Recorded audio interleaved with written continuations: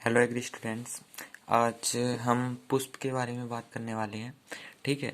तो जो आपने फैमिली पढ़ी होंगी पिछली दो वीडियो में, मैंने पहले क्रूसीफेरी और उसकी वीडियो बनाई थी फैमिली की, लेग्यूमिनेसी की।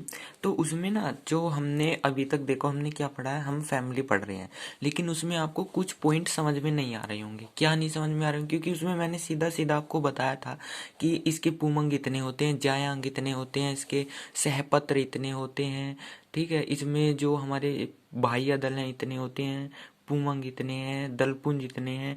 तो लेकिन उसमें आपको पता चला नहीं होगा कि ये कितने हैं, क्योंकि जो पुष्प वाला चैप्टर था वो आपकी जो 2020-21 के सिलेबस में से हटा दिया गया था, इसलिए मैंने पुष्प आपको पढ़ाया नहीं था। तो इसमें पुष्प के बारे में हम, पुष्प आना तो है नहीं आपके में, लेकिन जो आपको जिससे फैमिली समझ में आ जाए, इसलिए मैं आपको बता रहा हूँ कि जो पुष्प है उसमें क्या क्या चीजें होती हैं। ठीक है।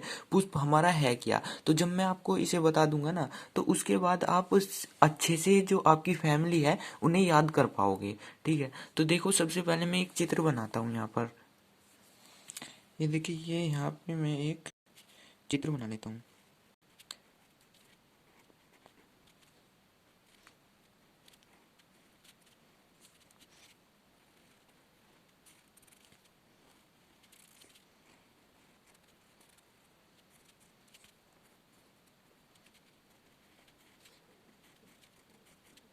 ठीक है। ये मैंने, ठीक है, अच्छे से नहीं बना, लेकिन बनाने की पूरी अच्छी कोशिश की है। तो ये हमारा एक पुष्प है। ठीक है। आपने भी देखा होगा, कोई गुलाब का फूल हो, कोई कमल का फूल हो, किसी का भी हो, एक पुष्प लो। ठीक है। उसमें सबसे नीचे वाला जो ये पार्ट होता है ना, ये जो ये डंडी है, ये वाली, ठीक है, ये वाली जो डंडी है इसकी, ठीक है, इसे हम कहते हैं पुष्प वृंत।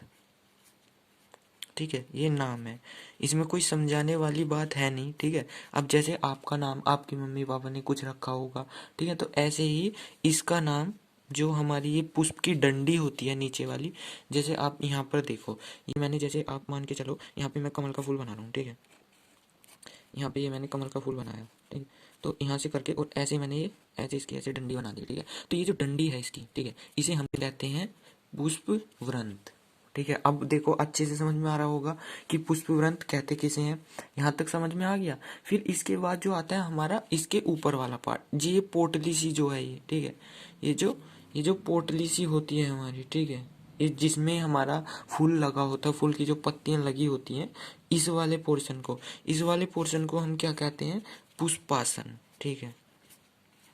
देखो, अब आ रहा है ना, धीरे धीरे सब समझ में आ जाएगा, टेंशन मत लो। ठीक है। तो ये हमारा क्या है? पुष्पासन। दो चीजें मैंने यहाँ तक आपको बताई। क्या बताई? पहला कि जो नीचे वाली डंडी होती है जो पुष्पवृंत कहते हैं, और जो ऊपर वाला जो गोल गोल ये भरा हुआ मोटी सी पोटली सी जो है ये, इसे हम कहते हैं पुष्पासन। ठीक है। पुष्पासन के बाद वाला जो अब बात आती है, अब बात आती है इनकी, ये जो पुष्प है हमारा, इसे, ठीक है, तो पुष्प जो है, हम जैसे यहाँ, अब यहाँ लिखते हैं हम पुष्प। ठीक है। यहाँ अब हम लिखते हैं आपका पुष्प। ठीक है। तो इसका सबसे पहला पार्ट मैंने आपको बताया, क्या बताया? कि जो पहला पार्ट होता है वो होता है पुष्प वृंत। ठीक है।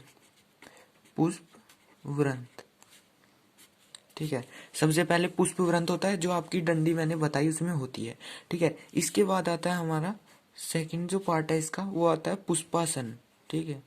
पुष्पासन। यहाँ तक आपको क्लियर हो गया होगा। सबसे पहले पुष्प, ठीक है, पुष्प की जो नीचे वाली डंडी होती है उसे पुष्प वृंत, और जो वो मोटी सी चीज होती है उसके ऊपर जिसमें पुष्प लगा होता है उसे कहते हैं पुष्पासन। ठीक है। पुष्पासन के बाद अब इसे दो भागों में बांट देते हैं हम। ठीक है। दो भागों में इसे बांट देंगे पुष्प को। ठीक है। पुष्प की बात हो रही है। पुष्प को दो भागों में बांटेंगे। क्या? पहला तो इसका होता है एक सहायक चक्र। टेंशन मत लो, ये सब चीज बताऊंगा मैं कि सहायक चक्र है क्या, और सिंपल सी चीजें आपको समझ में भी जल्दी आ जाएंगी। ठीक है। पहला होता है सहायक चक्र, और दूसरा होता है आपका यहाँ पर जनन चक्र। ठीक है। जनन चक्र। इस वीडियो में मैं आपको सारी चीजें बताऊंगा कि द्विलिंगी क्या है, अपूर्ण कब कहेंगे, ठीक है, सैवरंत कब कहेंगे, सब चीज बताऊंगा मैं आपको। ठीक है। तो सहायक चक्र की बात कर ली, पहले सहायक चक्र होता है, फिर दूसरा होता है हमारा जनन चक्र। ठीक है। तो सहायक चक्र में क्या होता है इसकी, अब यहाँ पे वापस आ जाते हैं हम अपने फूल पे। ठीक है। तो जो हमारा फूल कह लो या पुष्प कह लो, एक ही बात है। ठीक है।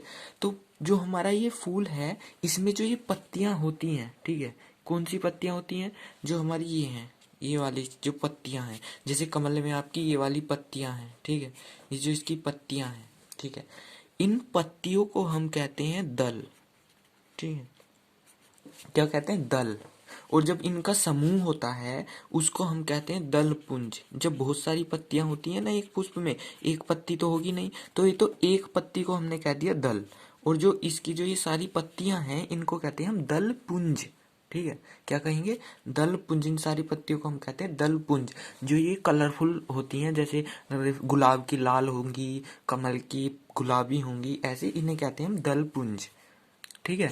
दलपुंज की बात कर ली। और जो दूसरी जो हमारी बात आती है वो आती है हमारी बाह्य दल की, ठीक है। अब ये बाह्य दल क्या होते हैं, तो ये जो बाह्य दल होते हैं वो आपने कभी देखा होगा पत्ती के नीचे ऐसे, ठीक है, ऐसे ऐसे करके ग्रीन ग्रीन कलर के जो लगे होते हैं, जैसे आप यहाँ देखो, ये ग्रीन कलर का ऐसे हम वो बनाते हैं, ठीक है, ये, ठीक है, और इसके ऊपर ऐसे फूल बनाएंगे, ठीक है, ये फूल है। तो फूल के नीचे जो ग्रीन कलर की ये पत्ती सी होती है ना, छोटी छोटी पत्ती, जो इस पुष्पासन पे लगी होती है ऐसे ऐसे करके, ठीक है, तो इन पत्तियों को कहते हैं बाह्य दल, बाह्य दल। सिंपल सी बात है, जो पत्तियों के नीचे जो हरी हरी पंखुड़ी सी होती है ना, छोटी छोटी नीचे, उन्हें कहते हैं हम बाह्य दल। जिसके अंदर से हमारी जो पंखुड़ियां हैं वो निकलती हैं, उन्हें हम कहते हैं बाह्य दल। और इस सारे जो ये पंखुड़ी होती है इन सबको कहते हैं बाह्य दल पुंज, ठीक है, बाह्य दल पुंज। और ये हमारी हरे रंग की होती हैं, ठीक है। जो हमारे दल हैं वो तो किसी भी कलर के हो सकते हैं, रेड कलर की होगी पत्ती, पीली कलर की गेंदा में होती हैं, तो ऐसे ही अलग अलग कलर। लेकिन जो हमारा बाह्य दल होगा वो केवल हरे रंग का होगा, ये ध्यान रखना है, ठीक है। तो इसमें सबसे पहला पार्ट जो सहायक चक्र है उसमें हमारा क्या आ गया, बाह्य दल, ठीक है, बाह्य दल, ठीक है। और बाह्य दल के बाद जो दूसरा जो आया हमारा, वो आया हमारा दल, ठीक है। चक्र और लिख लो, बाह्य दल चक्र, और ठीक है। और अब बाह्य दल चक्र को इंग्लिश में हम क्या कहते हैं, कोलेक्स, ठीक है,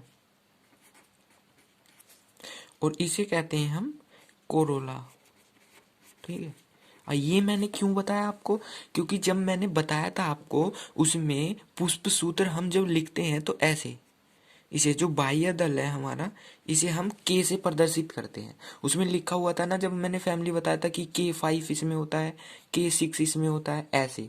तो ये जो है बाह्य दल, हम उसे के से प्रदर्शित करते हैं, और जो दल चक्र होता है उसे हम सी से प्रदर्शित करते हैं। और जितने होंगे उन्हें हम यहाँ पे लिखेंगे इसके, ठीक है, यहाँ पे लिखेंगे नीचे उसके। तो बाह्य दल, अब आपको समझ में आया होगा कि जो मैंने वहां पर बाह्य दल लिखा था उसका मतलब क्या है, ये ग्रीन ग्रीन पंखुड़ियां होती हैं वो कितनी होती हैं उसमें पुष्प में, ठीक है। और जो हमारे भाई जो हमारे दल बताए थे मैंने सी से डिनोट किया था जिसे, तो सी का मतलब क्या है हमारा, जिसमें जितनी पंखुड़ियां होंगी, ठीक है। तो इतना समझ में आ गया। इसके बाद हमारा आता है जनन चक्र, ठीक है। तो जनन चक्र की हम बात कर लें तो जनन चक्र में हमारे दो पड़ाव हैं, ठीक है। ये पूरा जो पुष्प होता है इसमें चार भाग होते हैं, ठीक है। तो चार में दो मैंने बता दिया आपको, बाह्य दल चक्र और दल चक्र। इसके बाद आपका आता है पुंकेसरीय चक्र या पुमंग, ठीक है। या तो पुंकेसरीय चक्र लिख लो या लिख लो यहाँ पुमंग, ठीक है। और जो चौथा है ये था हमारा थर्ड, ठीक है। और जो चौथा होता है हमारा वो होता है जायांग। अब पुमंग जायांग को आप ऐसे समझो कि पुमंग का मतलब होता है नर, नर या आदमी, ठीक है, या पापा कह लो, ठीक है। इसके बाद और जायांग जो होता है वो होती है हमारी मादा, ठीक है, मादा कह लो, मम्मी कह लो, ठीक है। तो जो पुमंग पुष्प के अंदर मान लो जैसे बीज बनता है, तो पुमंग तो हमारा करता है काम पापा का, और जो जायांग है वो करेगा मम्मी का, ठीक है। तो ये पापा मम्मी मान लो आप, ठीक है। तो जो पुमंग है वो हमारा मेल होता है, और जो हमारा जायांग होता है वो होता है फीमेल, ठीक है। तो जो हमारा पुमंग है इसे हम कहते हैं एंड्रोसियम, ठीक, ठीक है, ROE, ठीक है। इसके बाद आता है हमारा CIUM, एंड्रोसियम, ठीक है। और जो हमारा ये होता है गाइनीसियम, ठीक है, जायांग, गाइनीसियम, ठीक है। पुमंग होता है हमारा एंड्रोसियम और जायांग होता है हमारा गाइनीसियम। जिसे मैंने आपको जब वो बताया था पुष्प सूत्र, तो पुमंग को मैंने प्रदर्शित किया था ए से लिखा था, और जब जायांग लिखा था उसे लिखा था जी से, ठीक है। अब आप समझ गए होंगे कि पुमंग का मतलब है जिसमें जितने पुमंग होंगे, पुंकेसर होंगे। अब इनके बारे में भी मैं अब आपको बताऊंगा।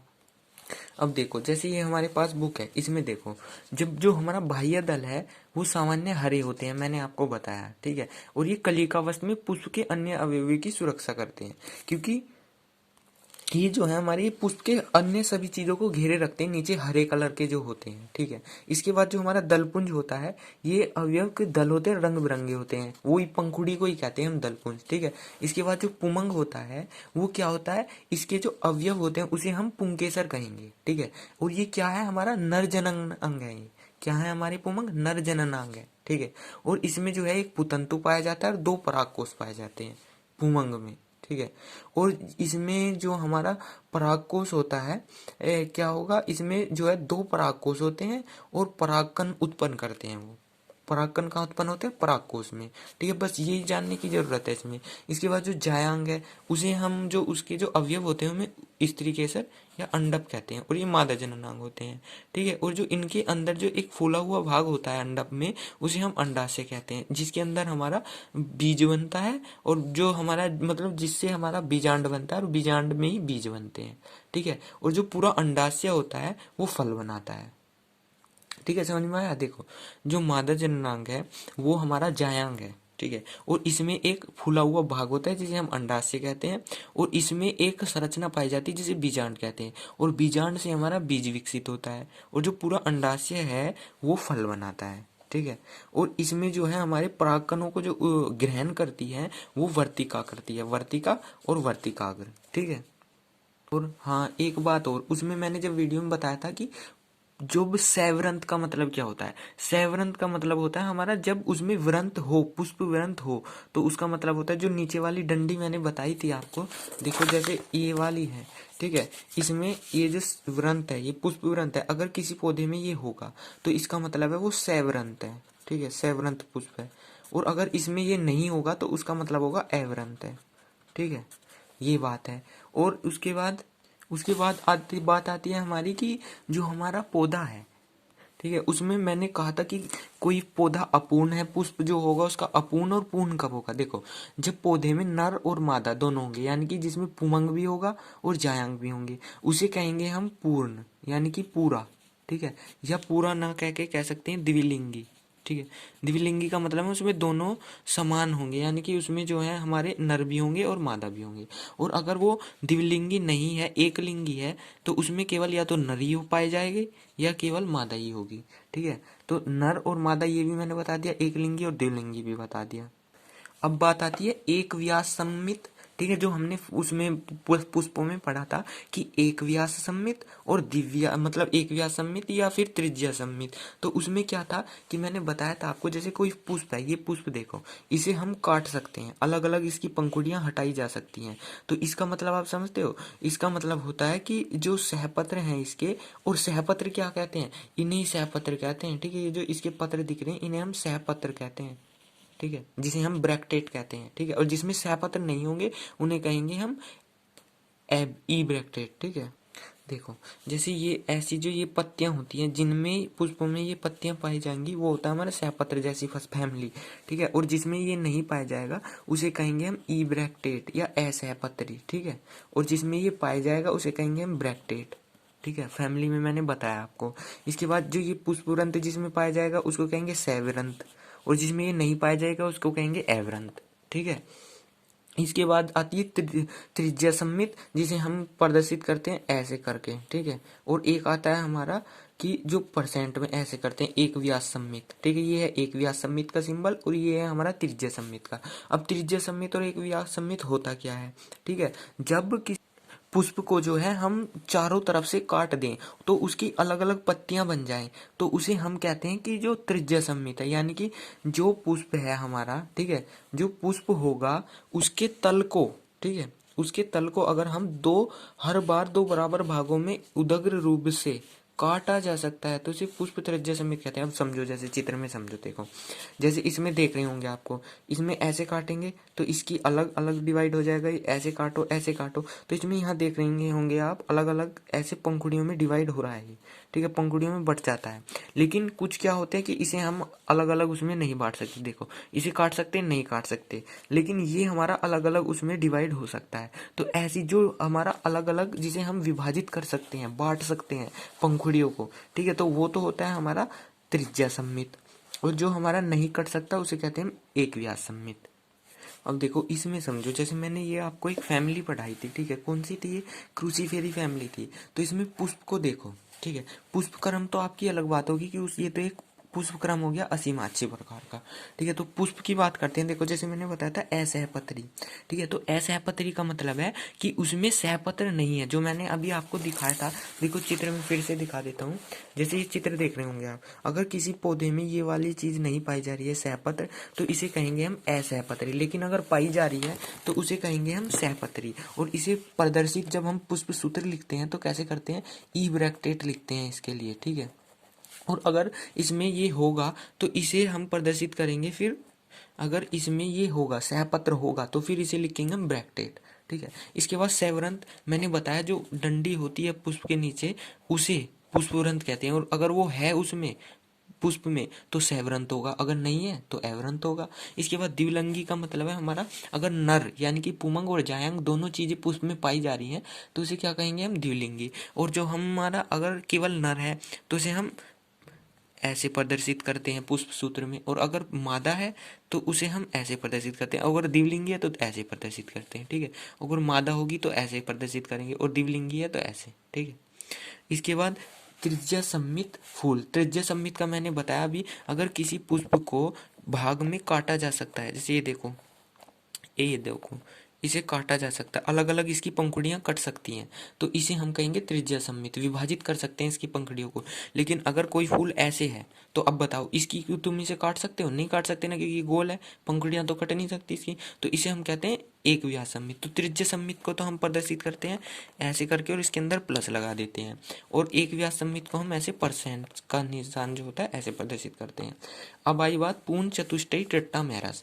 तो पूर्ण चतुष्टयी ट्रिट्टामेरस का मतलब होता है, अगर जो हमारे पुष्पपत्र जो होते हैं अगर 3 के गुणज में होंगे तो उसे हम कहते हैं त्रिष्टयी, ठीक है, त्रिष्टयी कहते हैं, ठीक है। और अगर 4 के गुणज में होंगे तो उसे कहते हैं हम चतुष्टयी, चतुष्टयी, चतुष्टयी, और इसे इंग्लिश में कह देते हैं ट्रिट्टामेरस, ठीक है। चतुष्टयी, अगर 4 के गुणज में होंगे तो चतुष्टयी, 3 के गुणज में होंगे त्रिष्टयी, और अगर 2 के गुणज में द्विष्टयी, ठीक है। यहाँ देखो आप फैमिली में, ये देखो सी 4 के गुणज में दिखा रहा है तो इसका मतलब होता है हमारा चतुष्टयी या ट्रिट्टामेरस, ठीक है। अब देखो बाह्य दल, देखो बाह्य दल में मैंने आपको समझाया था, बाह्य दल जितने होंगे 4 हैं इसमें, ठीक है। इसके बाद पृथक बाह्य दल का मतलब है जो अलग अलग होते हैं, ठीक है, और 2 चक्रों में पाए जाते हैं, ये तो सीधी बात है, 2 चक्रों में पाए जाते हैं। दलपुंज देखो, दलपुंज की संख्या इसने बता दी 4, और पृथक दलिया का मतलब अलग अलग पाए जाते हैं। पुमंग में बता दिया मैंने 6 पुमंग पाए जाएंगे, 2 चक्र में पाए जाएंगे। ये मैंने अब आपको सारा समझ में आ गया होगा। और पुमंग और जायंग मैंने शायद आपको बताया नहीं, लेकिन देखो बता देता हूँ। तो जैसे ये पुष्प हो गया था हमारा, दल बता दिए मैंने, बाह्य दल बता दिए, पुष्प वृंत बता दिया, और ये जो ये है हमारा पुष्पासन भी बता दिया, ठीक है। तो इसके बाद हमारे जो ये अंदर की तरफ जो आपने देखा होगा कभी, अगर ध्यान से देखें अंदर, तो ऐसे येलो येलो कलर के छोटे छोटे, बहुत छोटे छोटे जो है ऐसे डंडे से होते हैं, तो उसमें जो हमारा सबसे बीच वाला जो पोर्शन होता है उसे कहते हैं हम जायांग, ठीक है। और जो उसके आसपास जो ये चीजें होती हैं उन्हें कहेंगे हम पुंकेसर, ठीक है। बस यही था इसमें, ठीक है। अब इसके बाद मिलते हैं नेक्स्ट वीडियो में, जब आपकी वीडियो आएगी अलग ग्रेमनी कुल की आएगी या जोन से भी कुल